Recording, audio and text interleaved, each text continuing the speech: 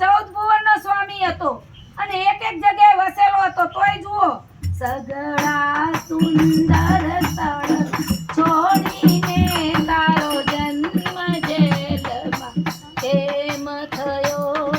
ઓ દુનિયાના દુઃખ હરનારા, તું જાતે દુઃખી કેમ થયો?